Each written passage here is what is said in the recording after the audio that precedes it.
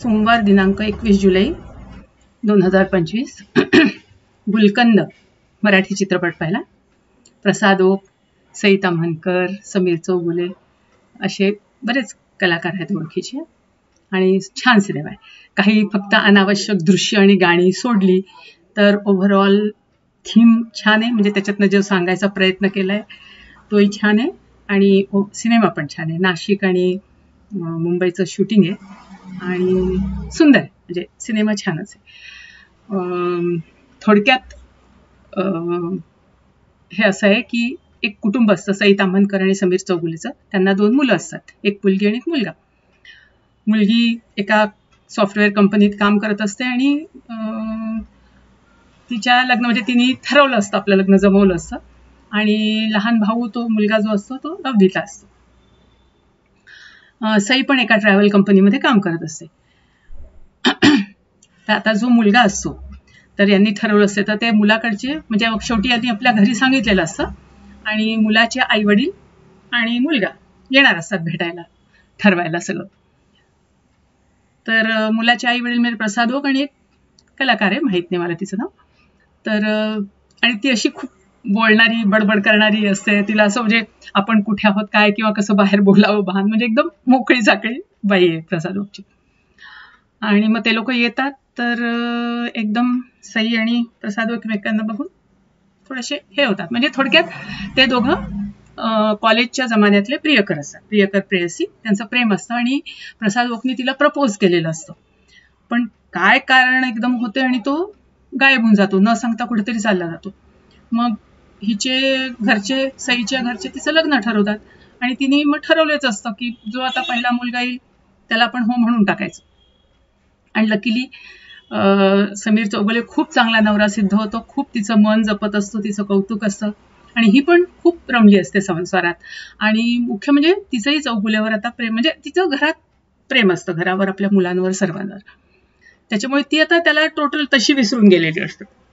पण आता येतो हा, सगळी बोलणी होतात आणि ते लोक म्हणतात आमच्याकडनं तर काहीच प्रॉब्लेम नाही, हो आहे असं आपण ठरवूया लवकर लवकर तारीख.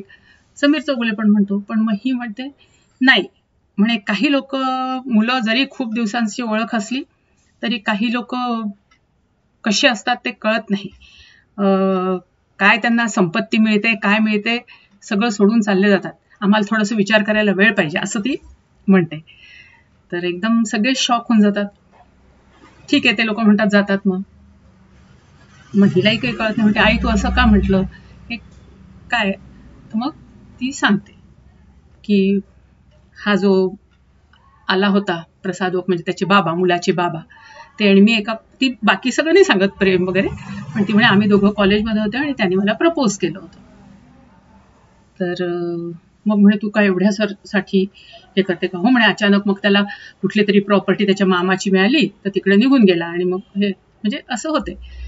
पण मग नंतर हा कॉन्टॅक्ट मोबाईलवर त्यांचं चॅटिंग सुरू होते, म्हणजे तो तिला कॉन्टॅक्ट करतो, मला बोलायला संधी दे वगैरे वगैरे. आणि मग तो सांगतो की अचानकच माझे मामा वारले आणि त्यांनी सगळी प्रॉपर्टी माझ्या नावे करून ठेवली होती आणि माझ्यावर सगळी जबाबदारी टाकली होती. त्याच्यामुळे त्यांच्या सगळ्या कुटुंबाची जबाबदारी, त्यांचं बिझनेस, हे ते सगळं लँड डेव्हलपिंगचा बिझनेस असतो की काय जो पण असतो, तर ते. आणि मग त्याच्यात म्हणजे खूप मला नुकसान पण होते.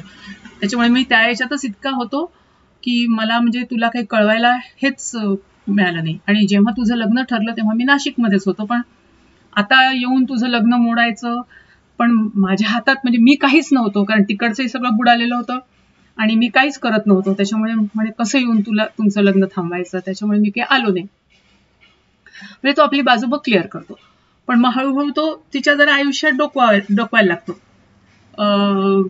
की आपण भेटूया, आपण परत जुन्या आठवणी ताज्या करूया वगैरे, असं असं करत. तर ती जोपर्यंत नॉर्मल बोलणं वगैरे चाललं असतं तर ती पण सई हे करते, त्याला म्हणजे प्रोत्साहन देते.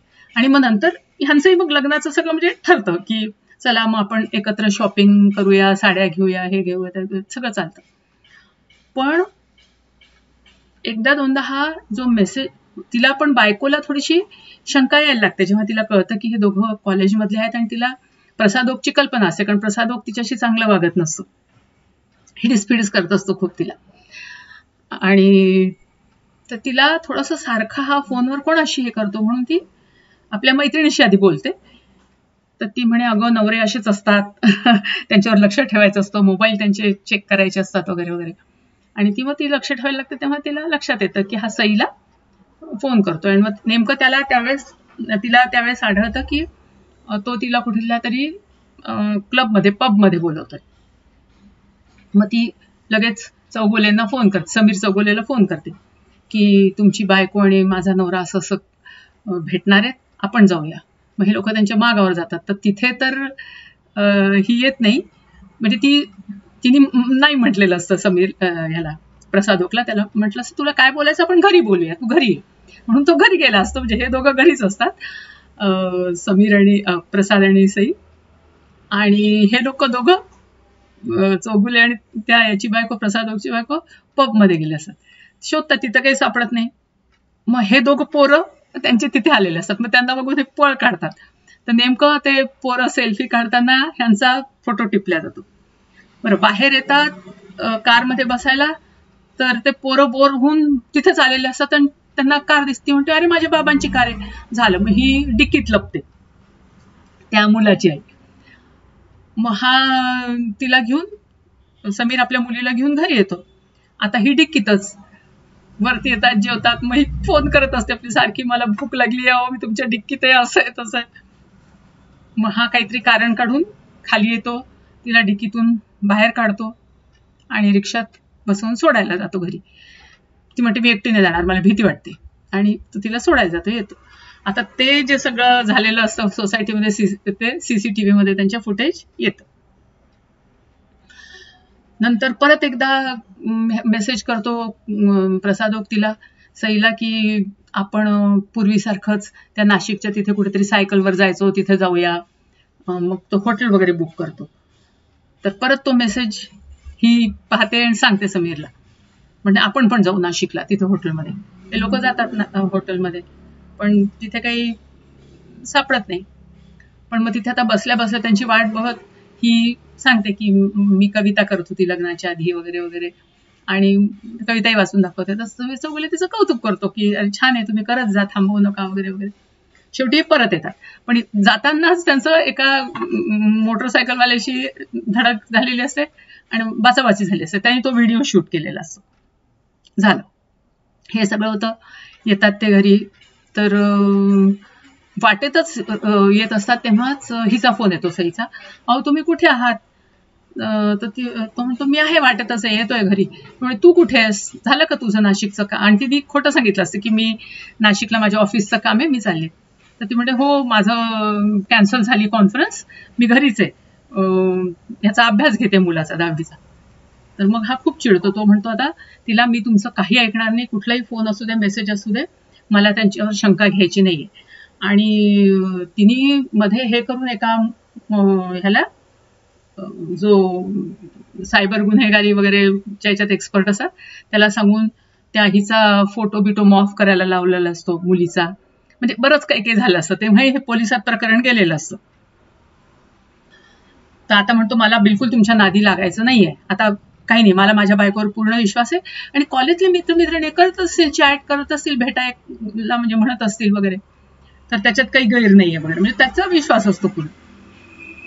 झालं, मग हा घरी येतो.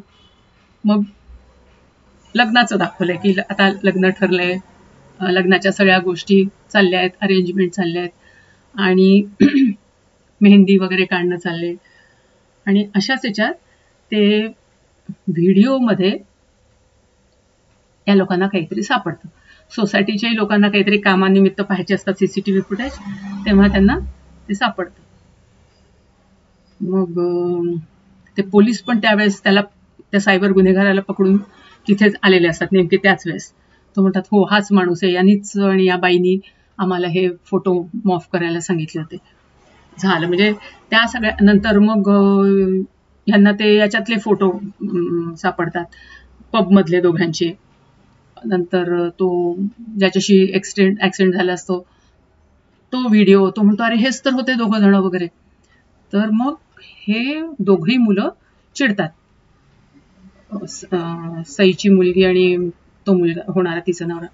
पण हे काय चालवलंय तुम्ही बाबा, तुमचंही दोघांचं, समीरचं आणि आईचं होतं का? तुम्ही तर म्हणत होते हे दोघं हे फ्रेंड आहेत आणि आता तुमचं काय चाललंय हे असं. मग रागारागाने सईला पण असं वाटतं, अरे माझा नवरा इतका सीधा दिसतो आणि असा का वागतो. ती म्हणे मला 2 मिनिटं वेळ द्या, म्हणून ती खोलीत स्वतःला बंद करून घेते. समीर काहीच बोलत नाही. सगळेच जण शांत असतात, म्हणजे वातावरण पण सगळेजण म्हणतात, अरे तुमचं घरातलं आहे, इथे तर सगळे पाहुणे जमले आणि तुम्ही काय इकडे हे करताय. मग शेवटी त्या हिच्या आईलाच, मुलाच्या आईलाच जरा जाणवतं. मग ती व्हिडिओ कॉल करते यात सगळ्यांनाच आणि सगळं सांगते काय काय झालं. मलाच शंका येत होती प्रसादची, कारण तो कधीच माझ्याशी चांगला वागत नव्हता आणि जसंच कळलं की ही मैत्रिणी तर तो तिला मेसेज करत होते. मेसेज पाहून मग मला शंका आली, म्हणून मग आम्ही पबमध्ये गेलो होतो, मग असं झालं, मग आम्ही नाशिकला गेलो, मग तसं झालं. मग ती सगळं म्हणजे एक्सप्लेनेशन करत देते आणि मग सगळा उलगडा होतो की नाही बाबा, या मुलाच्या आईचं आणि समीरचं काही नाहीये. मग सगळे बाहेर येतात आणि मग हा प्रसादो आपल्या मिसेसला घेऊन स्टेजवर जातो आणि म्हणतो, मला सगळ्यांच्या समोर जाहीर माफी मागायची. मी माझ्या बायकोला कधीच बायकोचा दर्जा दिला नाही, तिच्याशी नेहमी हिडीसपिडीस करत असतो, पण आता मी याच्या पुढे नाही वागणार आणि म्हणजे हे करतो, सगळ्यांच्या समोर तिची माफी मागतो वगैरे. तर आता आपण लग्न समारंभ सुरू करूया. तर मग ही बायको लगेच म्हणते की खरंच नवरा बायकोचं जोडी असावी तर तुमच्यासारखी, म्हणजे सई आणि समीर चौगुले, एकमेकांवर किती प्रेम आहे, किती विश्वास आहे. आता आम्ही पण असंच राहू. आणि पहिल्यांदा म्हणे इतक्या वर्षांतर नाशिकला गेल्यावर मला असं जाणवलं की मला खरंच एक मित्र मिळालाय, त्यांनी माझं कौतुक केलं, कवितांचं इतके दिवस म्हणे हे कधीच माझ्याशी बोलले नाही, त्याच्यामुळे मी माझं मन नुसतं टीव्ही सिरियल आणि याच्यात रमवत होते, पण आता मी तसं करणार नाही, आता मला छान एक मित्र मिळालाय वगैरे वगैरे. आणि मग आता आपण सुरू करूया कार्यक्रम. अरे अरे म्हणे मला एक कथा कविता सुचते, म्हणून मग ती एक उखाण्यासारखी कविता घेते आणि सगळं वातावरण मग छान होऊन जातं.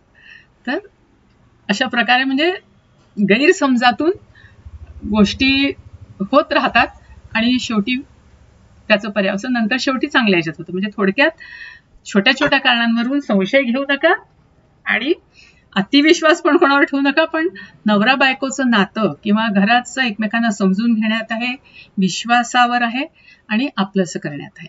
हे त्याच्यातनं त्यांनी सांगायचा प्रयत्न केलाय, पण खूप छान आहे. काही एखाद दुसरी गाणी ती घुसवली नाच वगैरे आणि काही सीन ते तेवढं सोडलं तर ओव्हरऑल सिनेमा छान आहे.